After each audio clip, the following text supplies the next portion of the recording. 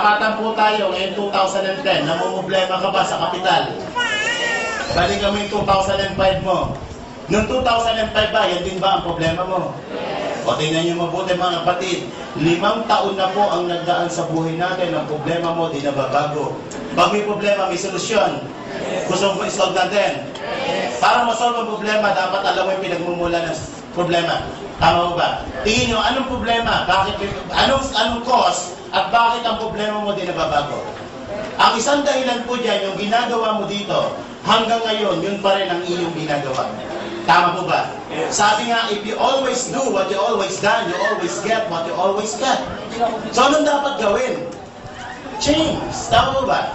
And for things to change, you have to change. Tama po ba? Kailangan magkaroon ka ng kaunting pagbabago kasi kung itutuloy mo yan for the next 5 years, darating po ang 2015, yung problema mo ngayon, darating to, yan pa rin ang problema mo. Tama po ba? Walang pinagkaiba po yan sa isang drum na may pumapasok na tubig. Tingin nyo, mapupuno hindi? Paano kung butas ang drum? O, listen, ito po yung nangyari sa atin for the past 5 years. Kumikita ka ng 10,000, gumagastos ka ng 10,000, may savings wala. Kung ito ang senaryo ng buhay mo, kapatid, medyo maalarma ka. Bakit? Kahit pagtrabaho ka ng matagal na panahon, hindi po mapupuno yan. So, anong dapat mong gawin? Hindi tapalan yung butas na yan para mapuno yan. Kaya ano yung butas na yan? Yan po yung tinatawag natin mga needs o mga basic needs. Ano yan? Anyan po ang pagkain, mga utilities, ilaw, tubig, telepono, upa sa bahay, apartment, tuition. Ang dami niya mga butas. Minsan may mga emergency pa, malalaking butas. Ang tanong, pwede bang tapalan ng butas para mapuno? Anong yes? Pwede ba wala mo ng pagkain? Mabubuhay ka ba sa oxygen lang? Mga anak, hindi lang. Pwede ba yun? Pwede ba naki-schedule ang pagkain ng mga anak nyo? Mga anak, cost reduction tayo ha. Ang kain nyo, MWF lang ha. Kami lang dati, DPHS. Pero ano po si Lola? Every Sunday nyo lang. Pwede ba yun? Hindi pwedeng tapalan ng butas. Tama po ba? So, anong point doon? Kapag dito ka nakapokus, ang tawag yan is scarcity mentality. Pilit mo kinukontrol to na hindi mo naman kayang kontrolin. Bakit ang nagkocontrol po dyan is outside world? Kahit magrani ka araw-araw sa Malacanang, hindi bibaba ang presyo ng bilihin. So, anong dapat mong gawin? Kontrolin ang bagay. Ngayon 2010, ang kukontrolin mo yung bagay na kaya mong kontrolin. Ano yun? Itong kinikita mo. Walang pipigil sa'yo na magdagdag ng kita. Tama po ba? Let's say, pinasok mo yung 2010 ng AIM Global, ang negosyo ng AIM Global. Inaral mo for 4 months. After 4 months, nag-generate ito sa iyo ng 40,000 kada isang buwan. Ito na ang senaryo ng income mo.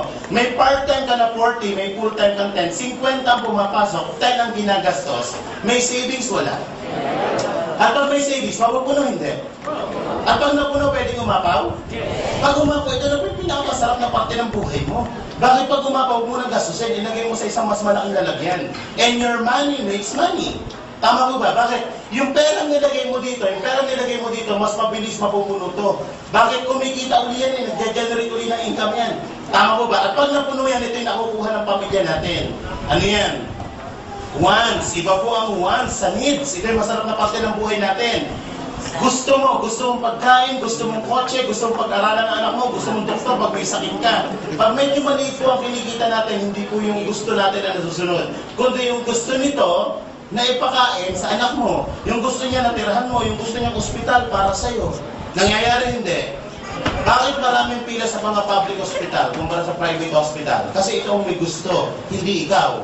Napipilitan ka sumunod dito. Nangyayari hindi. Subukan pumunta sa mga restaurant na mamahalin, na yung pera mo 100 lang. At tingin mo sa presyo saan? Hindi ka nakatingin sa menu, nakatingin ka sa presyo. Di ba match pay naman ito? Tama, pagtingin mo sa presyo, eto, 40 yan, extra rice. Di ba? Sa pag ito na po, ito yung tinatawag natin mga dreams. May mga pangarap po ba tayo? Yes! Nangarap ka ba ng magandang sasakyan? Yes! Magandang bahay? Yes! Malaking savings? Yes! Less than mga 30 million ang pangarap mo at nakuha mo. Tingin mo, pwede o pwede? Pero paano? Bakit ko ginamit ng 30 million? According sa study, ito po 30 million, pag na-hit mo yan, yung kinikita nito, kung nakalagay sa isang investment yan, sapat yan for your wants and for your needs. So, anong dapat mong gawin? Marami pong paraan, maraming avenue para kitain yan. Pwede kang pumasok dito.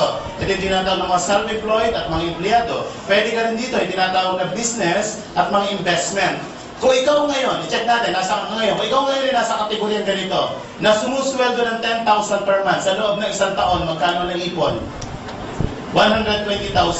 10 taon ka magtrabaho, magkano po ang savings? 1.2 million kung 10 taon mo hindi ginagastos to. Ibig sabihin na ikikain ka sa kapitbahay mo, na ikishampoo ka, na ikiligo ka, for 10 years may 1.2 million ka. Salog ka ng lipunan. Sino mo dito mga employed na katulad ko? Taas mo kamay. Taas, okay man yan. Okay, lalaki ko na natin. Sir, ilang taon na po kayo? 28. Ilang taon na po kayo nagtatrabaho, sir? 28 din? Incarnate ba, sir? Ilang taon ka nagtatrabaho? 6 years. Ang tanong, nakakayo ka ba ng 10,000 per month sa loob ng 10 na taon? Okay, sir. Ang goal, ang pangalan mo, sir? Josh. Okay, anong pangalan? Josh. Ang goal mo ngayon, Josh, bigyan ka ng target, ha? Ang goal mo in 2010, dapat na-hit mo yan. Ang goal mo is to hit 30 million. So, simula June, Josh, i-save mo yan. Para pagdating next year, June, meron kang 120,000. 10 years, 10 working years, ibig 38 ka, may 1.2 million ka. Ang goal mo is 30 million. For 10 years, may 1.2 ka. Ito ang goal mo. Ibig sabihin, maihit mo yan, kung ito ang iniipon na per month, maihit mo yan at the age of 328. Ito si Abraham, Diyos. Kaya hindi. Anong point? Hindi ko inaapi ang pagiging empleyado kasi more than half of my life andito ako. Gusto ko lang po ipakita sa inyo na kapag naandito ka, you are just working for your needs. You're not working for your fortune or for your wants. So, anong dapat gawin? Kapag isang lugar ang gusto mong puntahan at hindi kaya ng vehicle, mag-a-upgrade ka ng vehicle. Tama mo ba? Parang ganito. Ang time limit mo lang is 2 hours. Pupunta ka ng Cebu. Pwede ka ba mag-roro? Hindi. O ba niya mag-barko? Anong dapat mong gawin? Anong vehicle na gamitin mo? Aeroplano. So, meron kang iihit na ganito. Hindi mo kaya kuhanin dito kasi aabuti ka ng 328. Kahit laki mo ng laki restaurant, hindi mo kaya abutin yan. Tama mo ba? So, ano dapat mong gawin? Pupunta ka sa isang lugar na kaya mo mahito. Bababa ka ng kaunti dito. You have to work part-time for your fortune. Sa negosyo, pag-usapan natin, kaya bang kitain ng 100,000 kada isang buwan? Ay, sisiw yan. 2 araw, 1 araw ka lang kinikita dito yan. 12 months, magkano kita mo? Nasa isang buwan to, in 12 months, magkano? 1.2 million. Kung ito ang kinikita nyo, tingin nyo, malapit sa pangarap. Yes! So, anong dapat gawin? Kung ito ang ginagawa nyo po, kapatid, you have to change the formula. Change the formula. O add the formula. Hindi mo kailangan mag-resign. Alam niyo po, for more than 2 years, ginawa part-time ko. Nag-200,000 ako, part-time pa ako. Nag-resign na lang po ako kasi nahihiya na ako. Alam niyo bakit? Pagdating ng payroll doon, puro absent ako, natira sa 3,000. Eh dito, nagka-10,000 per day ako. Sabi ko sa boss ko, boss, you're fired. Nag-resign ako. Pwede kang mag-part-time. Ang kailangan aralin ito po, business skills and knowledge. Ito kayang pag-aralan 6 na buwan lang. Makamatan ka lang yan, libre yan. Upo ka lang dyan, matutunan mo yung business skills. Kaya marami nag-pay-fail sa negosyo simply because walang skills and knowledge. Tama po ba? Pero kung alam mo ang negosyo, hindi ka mag-pay-fail. Pero alam niyo po ba itong 10,000 sa employment? Napakataas na requirements yan.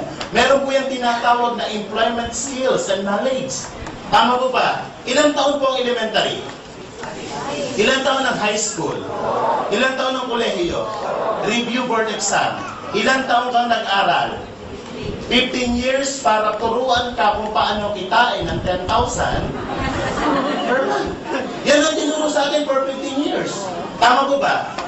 Eh, gross to. Ano unang binabawas dyan? SSS, pag-ibig, withholding tax, 2,000 na lang. Aabutin pa ng 3,000 yan. 2,000 na lang, magkano iwan sweldo? 8,000, mamamasahe, parito, 100 per day, 3,000. Magkano na iwan sa sweldo? 5,000, kakain. Pwede ba may bagong kabilang paamoy naman? Pwede ba 100 per day na budget sa pagkain? Tipid na tipid yan. 3,000 ulit. Magkano na iwan sa sweldo mo? Ano pang gastos? May cellphone. Pag load, o 1,000 ng load. Magkano na iwan sa atin? Yan po ang pinag-aralan natin for 50 years. Mas malaki pa ang sweldo ng katulong. Ano masakit dito? Masakit na masakit.